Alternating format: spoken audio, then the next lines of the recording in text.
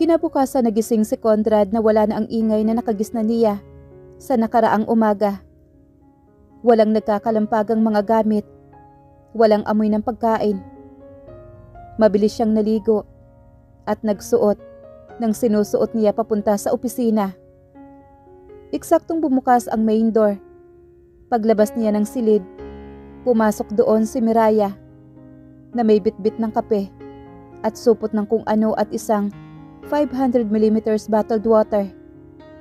May stock sa ref pero bumili ito at bumaba itong hindi man lang nakapagpalit ng damit. Pinatungan lang na maluwang na sweater at suot pa ang floppy sandals nito. Ang buhok ay nakapusod pa rin ng maayos gaya ng nakagawian. Nakatalikod si Miraya at kasalukuyang isinasarado ang pintuan.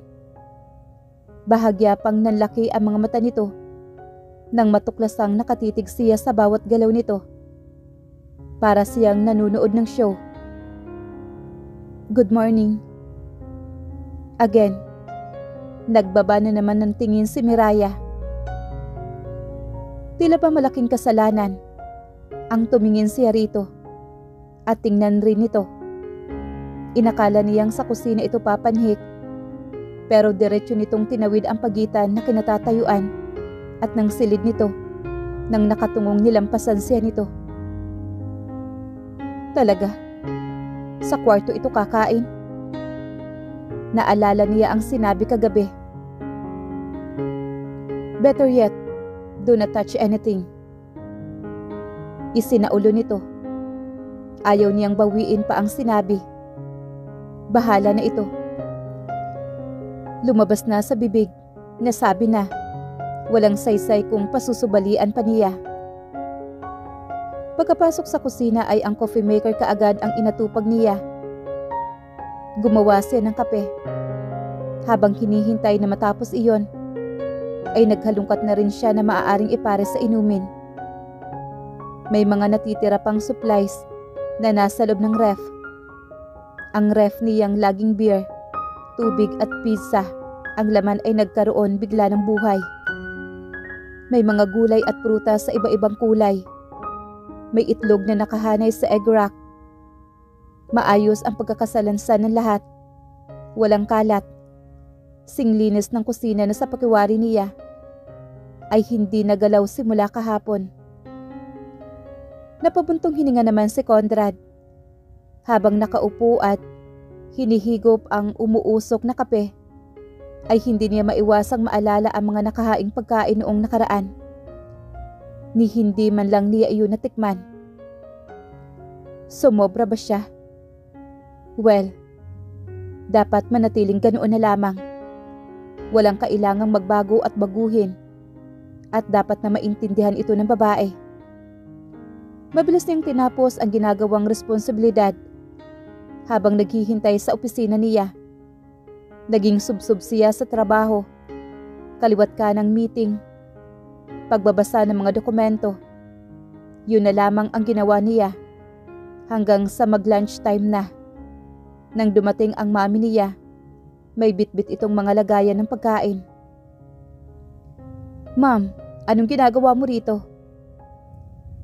Simula nang umupo siya sa posisyon ngayon ay mas pinili ng ina na pamahalaan ang iba pang negosyo nila. Habang nakaupo bilang chairman, nagagawi lang ito sa opisina niya kapag may importanteng pakay. Laging kwento ng tiyuhin. His mother did an enormous job heading their family business when he decided to focus on his family. His mother was the female version of Midas. Dinalhan kita ng pagkain para sa tanghalian mo. Mukhang hindi ka pa kumakain. Ipinatong nito sa conference table na sinadya niyang ipalagay sa opisina para sa madaliang meeting at brainstorming sa mga tauhan na personal niyang ginagawa, lalo at hindi siya satisfied sa performance ng sinuman sa mga ito. Wait, nasaan ba ang batang yun? Pansamantalang siyang iniwanan ng ina at sumilip ito sa pintuan niya. Oh, there you are, Iha. Hindi nakapagtataka of course. Gagawa ng paraan ang ina para ipaglapit ang mga kalooban nila ng babaeng ito. Hawak ito ng nanay niya at hila patungo sa kinaroroonan niya. Alam na niya ang kasunod. His mother was playing a matchmaker. Abala ito pero heto ito at dinaanan pa talaga ang asawa niya para lang makasabay nila sa pananghalian. Conrad, uupo ka lang ba dyan? Heto na. Nagsisimula na ang ina niya.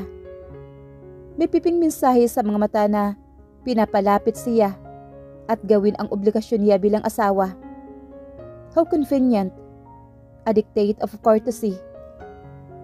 Kailangan niya itong lapitan. Hanggang ngayon ay tahimik at atubili pa rin ang kilos ng asawa niya. Napapitlag pa ito ng halikan niya sa pisngi. Naramdaman niya ang paninigas ng katawan nito na nakalapat sa kanya. Mariin siyang napamura sa kanyang isipan. Hawak niya ito sa baywang at sa kanya lang natantong nakatukod ang dalawang palad nito sa dibdib niya. Kulang na lang talaga ay umangat ang kilay niya. Pinagkakaguluhan sa ng iba. Ngunit itong asawa niya, ni ayaw magpahawak sa kanya. Ano siya? Mikrobyo? Alam nyo, kayong dalawa, dapat ay lagi kayong magkasama. I know at first, nakakapanibago ang sitwasyon ninyo. Pero kapag nakilala na ninyo ang isa't isa, mas magiging maayos. Siguradong hindi na kayo mapaghihiwalay pa. Mababaka sa boses ng kanyang ina ang pag-asa nito. Nakangiti at magkasalikop ang mga palad sa tapat ng dibdib habang nakatingin sa kanila. Huwag ka masyadong umasa, ma'am. Baka naman, hindi ko matupad. Binatawan niya si Miraya at pasimpleng sinundan ang ina na ngayon ay abala na sa paglalagay ng mga pagkain sa mesa. Nakitulong na rin si Miraya. Una itong pinaupo ng ina. Maupo ka na, Conrad. Nanatiling nakatayo naman ang kanyang mami. Oh, I think everything's ready. Ininspeksyon na ng ina ang mga nakapatong sa mesa. Sa tingin ko, hindi na ako kailangan rito. Napatanga naman si Miraya sa ina niya. Tila ito isang batang takot na maiiwan kasama siya. Siya naman ay napahawak sa collar at nahila iyon at niluwagan. Tila ba sinasakal siya? Hindi na ho ba kayo magla-lunch? Ngayon lang ay natagpuan ni Miraya ang sariling boses nito. I'm sorry, Iha. Pero ito yung unang pananghalian mo. Bilang mag-asawa. Hinawakan pa ng nanay niya ang baba ng babae. Pinulot ang bag at isinukbit sa braso at walang lingon-likod na umalis. Simpleng lunch lang ito. Matatapos kaagad. Pero ang kaharap niya, wala nang ibang ginawa kundi ang tumungo. She was so unsure of what to do. Bahagyang nanginginig ang mga kamay nitong may hawak na kubyertos. Kumain ka na lang. Huwag mo akong pansinin. Sa loob ng mga sandaling kumakain sila, tanging sa pagkain lang nakatingin si Miraya. Naiisip niya tuloy kung gaano ba siya kasamang tingnan. Tunog mula sa nagpipinki ang mga kubyertos lang ang naghaharing ingay. Hindi niya ugaling maasiwa, pero kapag nagpatuloy sila sa ganito ni Miraya, ay mas lalaki ang gap sa pagitan nila. Wala silang alam tungkol sa isa't isa. They were completely stranger to each other. Wala siyang balak palawigin ang nalalaman tungkol sa babae. Hanggang doon na lang yun. Sorry, hindi ko napahindian ang mama mo. Diretso niyang nalunok ang malaking hiwa ng karne nang bigla na lamang ito nag-angat na mukha sa kanya. Muntika na siya mabulunan. Naagapan lang ng agarang pag-inom ng tubig na nasa tabi niya. Namimigla ang babaeng ito. Kumain ka na. Ano pa ang dapat niyang sabihin? Nagtapos ang lunch nang wala nang anumang namamagitang pag-uusap sa kanila. Just leave it. Nabitin sa ere ng gagawin sana nitong pagliligpit sa pinagkainan. Hindi na nagtanong at minamuting maupo sa couch. Pinapanood lang nito kahit ang maintenance na inutusan niya maglinis sa mesa. Nahihiyang nginitian pa nito ang empleyado. Salamat. Walang anuman, ma'am. Ang malawak ng ngiti ng utility ay napalis na makitang seryoso lang ang anyo niya. Mabilis itong lumabas at tinanguan pa si Miraya. Then again, nakulong sila sa malamig na katahimikan. It was almost 1. Wala man lang bang balak umuwi ang babae.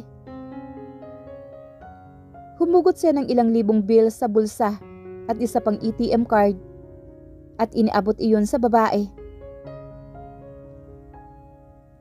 Anong gagawin ko dyan? Maang na tanong sa hawak niya na nakatitig.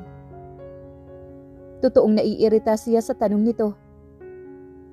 Ano ba ang ginagawa sa pera? Nawawalang pasensya niyang tanong. Pati ba sa pera, hindi nito kilala? May pera naman ako. Nagpakawala siya ng hangin at inilapag sa center table ang pera at card. Sige, aalis na ako. Pinulot nito ang bag at tumayo. Ilang saglit na nakatitig na sa kanya bago tumalikod at lumabas ng pintuan. Hindi man lamang niya ito pinagkaabalahang ihatid. Baka masanay. Mahirap na. Pabalik na siya sa mesa nang tumawag ang ina. Si Mira. Mira? Kunot noon niyang tanong. Mariin siyang napamura. Si Miraya. Umuwi na siya ng bahay. What? Hindi mo man lang inihatid? Nalukot ang mukha niya. Ma'am, busy ako. You know that. Hindi mo ba pwedeng magbigay ka man lang ng kahit ilang minuto sa asawa mo para ihatid at umuwas sa condo unit? Did you even ask her kung alam niya ang pabalik sa bahay niyo? You are irresponsible, Conrad. Alam mong hindi siya sanay dito sa Manila. Naririndi siya sa matinis na boses ng ina. Okay. Pinatay niya ang tawag at nagmamadaling lumabas ng pintuan. Napahinto siya nang makita itong kinakausap ang sekretary. Ma'am, alam ho ba ninyo ang pangalan ng kinaroroonan ng condo unit ni I drive you home? Parehong napalingon sa kanya ang dalawang babae sa maagap niyang pagtutol sa pag-uusap ng mga ito. Nakangiti ang sekretarya niya kay Miraya. Ayan, ihahatid na po pala kayo. Sabi ko naman sa iyo, ma'am. Hindi siya makapaniwala na pinakasalan niya ang isang babaeng ignorante. Ilan sandali lang ay lula na sila ng elevator. May mga taong napapalingon sa kanila sa lobby. Sa ibaba ng binabagtas pa nila ang magkaagapay na entrance na gusali. Nakikita niya at nararamdaman niya ang discomfort nito. Come on, tinitingnan ka lang. Saang bundok ba talaga nanggaling ang babaeng ito? He was between being mesmerized and annoyed at the same time. Bakit hindi mo man lang tinanong kung paano umuwi? Pwede naman kitang ipahatid sa driver. Nasa loob na sila ng kotse nito. Wala ka bang bibig? Meron. Umawa nga sa mga sinabi niya. Mariin siyang napamura sa kanyang sarili. Mauubusan siya na pasensya sa babaeng ito. From years of dating independent and outspoken women, he ended up marrying the exact opposite. I'm sorry. Yun lamang ang nasabi ng babae. Mariin muli siyang napamura sa kanyang isipan. Nginangat-ngat siya ng konsensya kahit hindi naman dapat. Hanggang sa paghinto sa harapan ng building nila, ay tahimik lang ito. Tanging sa labas ng bintana lang nakaharap si Miraya. Salamat sa paghatid. Tila hindi siya makapaniwala sa babae. Pinagsalitaan na niya ito ng hindi maganda. Nakuha pang magpasalamat. Bumaba ito na hindi man lang hinintay. Napagbuksan niya at walang lingon likod. Itong naglakad nang mabilis patungo sa loob. Nakita pa niyang tinanguan nito ang gwardya at mahiya ay ngumiti ng batiin ito. Talaga bang ganito kabait si Miraya? O baka naman, fake aid lang ito ng babae? Interesado ka ba, Conrad? Bulong naman ang kanyang isipan. Binawi niya ang paningin at binuhay muli ang makina. Napabuntong hininga siya. Parang may nagbago sa loob ng sasakyan niya. It was as if it different. Na naaamoy niya. Alam niya kung kaninong pang-amoy ang naiwan sa loob. Simpleng kulon lang. Na presko sa pang-amoy. And it was Miraya's. Ang bango lang ng babaeng yun. At hindi rin siya makapaniwala. Kung gaano ito kabango, ay ganoon din ito ka-sexy. 4 na araw na. He counted the days. He didn't see Miraya. Alam niyang nasa loob lang ito ng silid nito. Pero ni minsan ay hindi pa sila nagpang-abot nang matagal maliban noong minsang magkasabay silang nagbukas ng pintuan. At tila na sorpresa ito nang malamang nandoon pa rin siya. Bumalik ito sa silid at hindi na lumabas pa hanggang sa makaalis siya. Miraya was peculiar woman. Hindi niya mabasa ang nilalaman ng utak nito. Tila may pader itong ibinabakod sa sarili. Mas mabuti ng ganoon. Wala siyang balak tawirin ang anumang itinatago nito. Mas maganda na wala siyang kaalam-alam dito. Mas makakabuti sa kanilang dalawa. No emotional attachment. Mas madaling bumitaw. Gayunman, nagsisimula na siya magtaka kung paano ito kumakain. Walang sinyalis na ginagalaw nito ang anumang gamit sa kusina. Wala ring nababawas sa stock niya sa ref. Ang mga pinamili nito ay nawala na sa ref. Kung saan dinala ay hindi niya alam. Sa ika-4 na araw, nagsisimula na siyang mag-alala. At nagagalit siya sa sarili niya dahil nagkakaroon siya ng concern sa babae. Sinadya niyang umuwi ng maaga. Gusto niyang matiyempuhan kung ano-ano ang mga pinagagawa ng babae. Kakabigin na sana niya ang manibela paliko sa basement nang matanaw niya si Miraya na nagmamadaling naglalakad patungo sa entrance ng building nila. Halos hindi ito magkandaugaga sa paghuhubad ng kulay green na apron. Uniforme ng kung anong tindahan ang suot nito. Is she working? Tanong niya sa kanyang isipan. Pagkababa ng kotse ay mabilis siyang umibis at lumulan sa basement elevator. Nasa silid na ba si Miraya? Nang makapasok siya sa unit, tanging nakasampay na apron. Sa couch na lang ang naiwang palatandaan na nasa loob na nga ang babae. Dinampot niya iyon at pinasadahan ng basa ang nakapirming pangalan ng isang convenience store na malapit lang. His frigid wife worked at nearby convenience store. Ano ba ang iniisip ng babaeng ito? Nananadya ba talaga ito? Yamot na kinuyumos niya iyon at inilang hakbang ang kinaroroonan ng silid nito. Iaangat pa lamang niya ang kamay para kumatok. Pero kusang bumukas iyon. Ang anumang nakahandang mga salita para kay Miraya ay inilapad sa ere. Mababaka sa mukha nito ang pagkabigla nang makita siya. Pagkabigla ay hindi basta-bastang salita. Tila nayanig siya.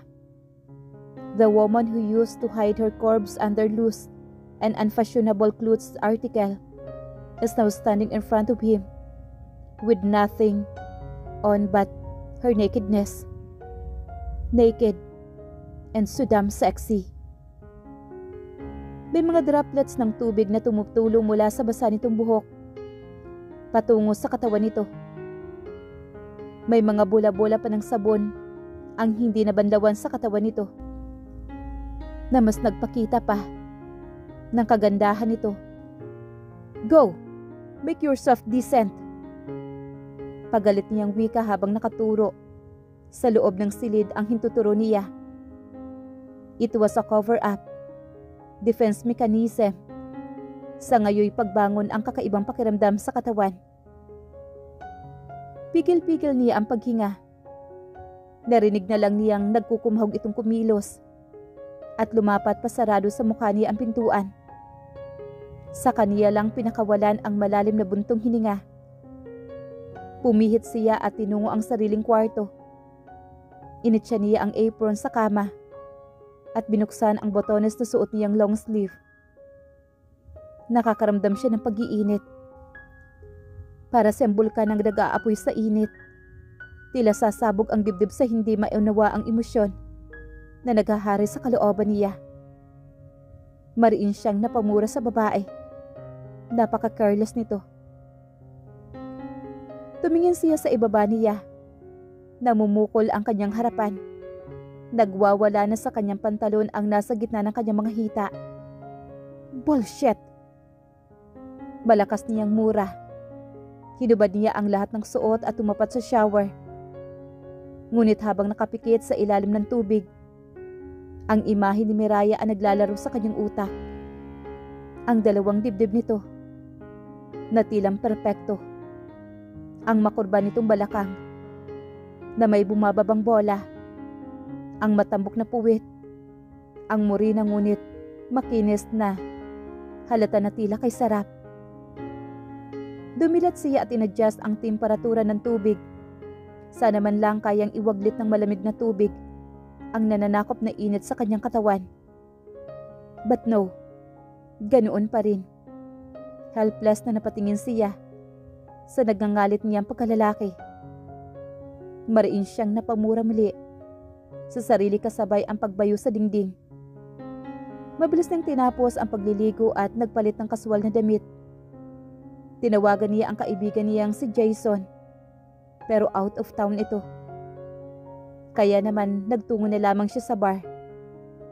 May mga babaeng nagpapakita ng interes sa kanya, pero wala siya sa mood. Alak ang gagawin niyang pampapawi ng naghuhurumentado niyang kalooban. Gumigihit lang ang init sa dibdib niya. Walang epekto. Ang malayang kamay na nakapatong sa counter ay nakakuyom. Vodka naman ang inorder niya. Nakadalawa na siya nang biglang may tumabi sa kanya. Troubled? Mariing tanong naman ito. Si Olga. Umupo ito sa tabi niya habang umiinom ito ng margarita, ang paborito nito. Habang hinihintay na inumin, ay siya muna ang hinarap nito. Itinukod nito sa counter ang kanang siko at sa palad naman ipinatong ang nakakiling na ulo. Napaka-seductive nito. Ang ngiti nito sa mukha nito. Sa ginawa nitong pag-cross ng mga paa, ay nahantad ang makinis at mapuputing mga hita nito. Tell me. Nagsimula ng gumapang ang kaliwang palad nito. Pataas pababa sa kanyang kanang hita. Paakyat ng paakyat. Alam niya ang tinutungo niyon. Maagap niyang napigil ang kamay nito. Pero inilapit pang lalo ni Olga ang katawan at mukha sa kanya. Halos mapamura siya na maamoy ang amoy nito. Nag-aanyaya ang ngiti at mapupulang labi nito. Habang tinititigan niya ang magandang mukha ng babae, ibang imahe naman ang nakikita niya rito. Bakit ayaw mangagat ng imahe sa kanyang utak? Natigilan na lamang siya nang lumapat ang mga labi nito sa labi niya. Nagsilaban ang init at hinalikan niya ito pabalik. Let's get out of her. Bulong naman ng babae sa kanya habang hindi pinuputol ang halikan nila. Madalian siyang kumuha ng bill sa pitaka at hinila si Olga papalabas ng bar. Sa haba ng mga biyas niya ay halos makaladkad na niya si Olga. Tila nagmamadali siya. Kailangan niya maibsan ang nakakatulurang init na binuhay ng babaeng yon. Mariin niyang isinarado ang pintuan ng sasakyan niya at mabilis na ipinasok sa kotse si Olga. Hindi pa man sinasarado ang pintuan ay pinanggigilan na nilang dalawa ang mga labi ng isa't isa. No string attached. Wika niya rito. Nakakubabaw siya sa dalaga habang nakaangat ang ulo nito. Ang dalawang palad ay nasa kanyang mukha at ang mga hita ay nakabukaka sa kanyang ilalim. Katulad ng dati, Contrat,